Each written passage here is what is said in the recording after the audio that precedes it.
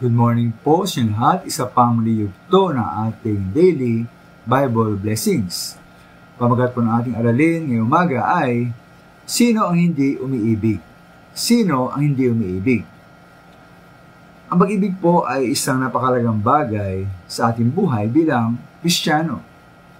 Ito nga pinapakalaga din sa ating Panginoon. Ay nga sa unang 1:4-8, ang hindi umiibig ay hindi kumikilala sa Diyos, sapagkat ang Diyos ay pag-ibig. Kaya po sa dami-daming makatangian sa Biblia, tila po sa pag-ibig lamang, sinabi sa salita ng Diyos na siya ay ganoon, na ang Diyos po ay pag-ibig. At dahil ang Diyos po ay pag-ibig, ano po ang implikasyon nito sa ating pagkatao? Ayon po sa bersikulo, kung tayo po hindi umiibig, wala tayong tuwena pagkilala sa ating Diyos. At may kita magkaroon ito sa unang 1:14-15, sabi po roon, nalaman natin lumipat na tayo sa buhay mula sa kamatayan sapagkat iniibig natin ang kapatiran. Ang hindi umiibig ay nanatili sa kamatayan.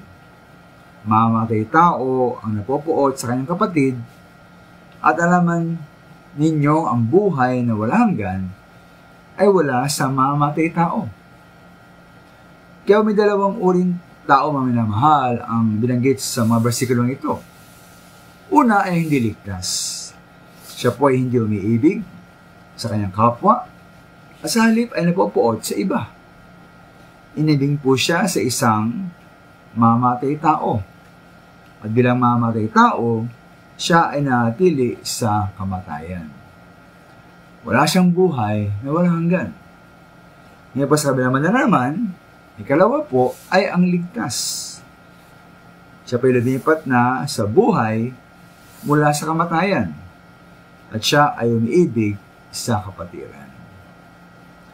Kaya minamahal ang pag-ibig po sa kapatiran sa ating kapwa, hindi lamang isang utos mula sa Diyos. Hindi lamang tungkulin na dapat natin gawin.